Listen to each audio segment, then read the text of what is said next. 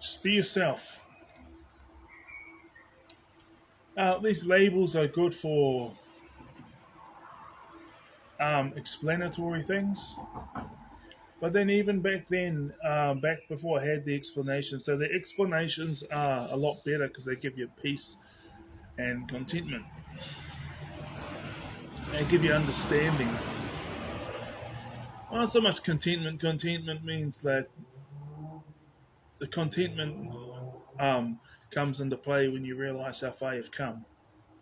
But the contentment doesn't mean that you settle. It just means that I'm working for better things, better situations, but I'm also happy with where I'm at. I'm happy with where I'm at, but I'm not like I have to have these things. It's like for me when I've had that, because I don't know what it is. I try and put myself in other people's shoes. Maybe most people would view me as having that attitude, and maybe because I'm a lot more passionate about things about like most than most people, then probably my version of taking it easy is probably their version of passionate.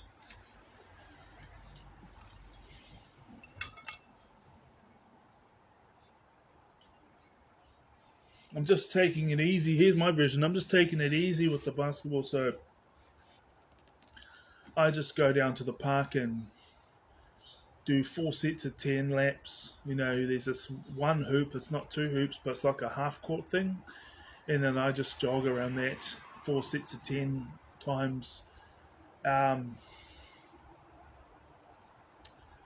I've been practicing my rebounding. You know, I did 10 on the left side, 10 on the right side, 10 shots from the left side and the right side from the 3 point. Because of my positioning, I just shoot them, make sure it hits. If it hits the rim, then that's good enough. Or if it hits the box, hits the rim, then that's good enough to count for one. And you always aim to get it in. Because before I was shooting and missing on purpose, so to get the rebounds, and I still do that sometimes. But it's made my shooting worse. Well, I wasn't. I'm a much better player now because I wasn't a good player because I was doing the shooting stuff. But hey, when you're standing there and you get 10 seconds to just, and then take a shot, that's got nothing to do with the game. So I do that, and most times I have a training session just playing around with the guys, and I'll focus on that. And then we play the division game, the game, they call it men's social, but the thing is once you get past 21 years old here in Wellington, there's no competitive. So if you didn't make the Wellington Saints and you didn't make the Tall Blacks, or you didn't get picked to go to another region or another country to play professionally, the only option left for you to play is men's social. So you can imagine it's very social. So that's all I do. Now, when my toes fully better, I'll be back to doing interval sprints. I did 20 interval sprints instead of 40 because my toes are getting better. My toes getting better. That's my version of taking it easy. I do that daily. That's my version of for me, that's taking it easy. Some people might think that's not taking it easy, but to me it is.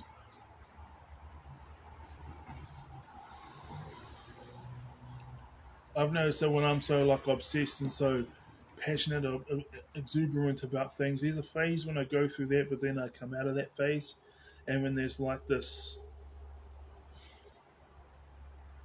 then there's another phase where the energy is like this, but I'm still putting the effort in. I'm putting the effort in, but the energy is like this, and then things happen.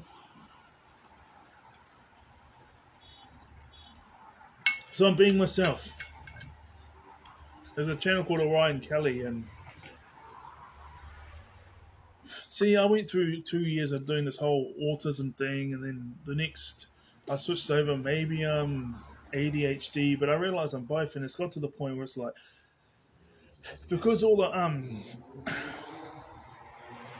it says best places for autistic people to meet friends is like at game nights, you know, board game nights, um, support groups, um, things that have got to do with creativity. And now, you see, I'm writing, well, I wrote more books before I started reading any on here. I've already read out six. I'm writing the seventh one, and then after that, I'll be just like doing my posts and stuff, but just write one book a year, probably, yeah, one book a year, and just to keep it going because I enjoy it, one book a year and um, one album of music. Just keep it going, Who knows, might do more.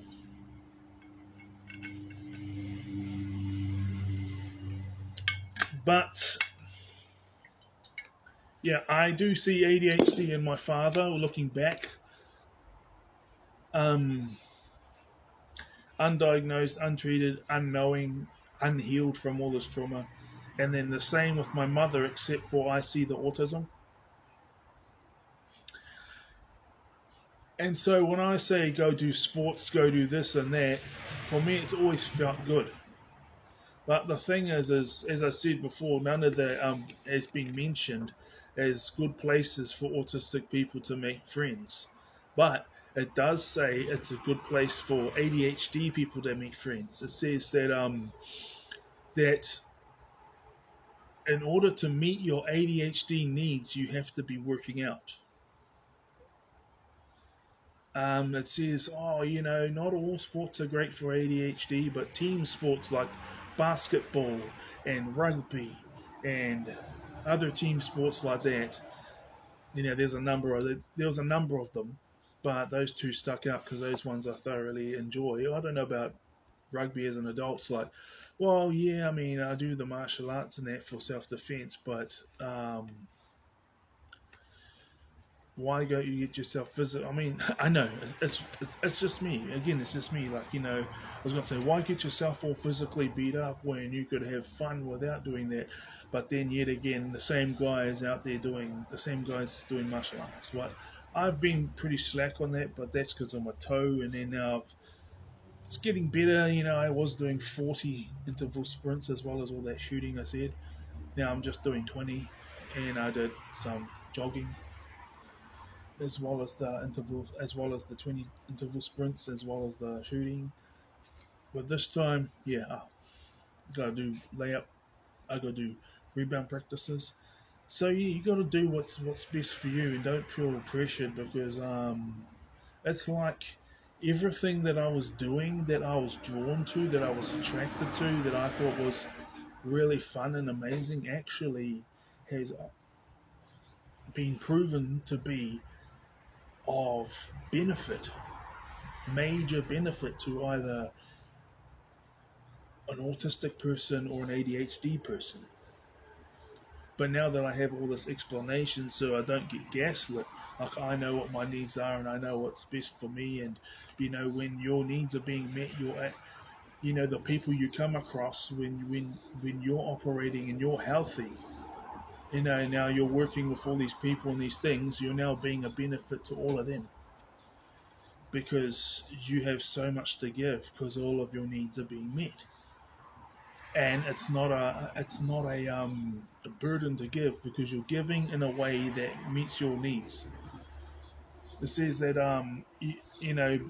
basketball, rugby, and all these other sports is great for ADHD because it meets their hyperactivity needs, it meets their socializing needs. It means this. That's how you're supposed to do it, and then you're basically going to go crazy if you don't do these things. And then it says the individual sports like wrestling, martial arts, tennis is really great for all those ADHD needs as well. Um, it just depends on the person.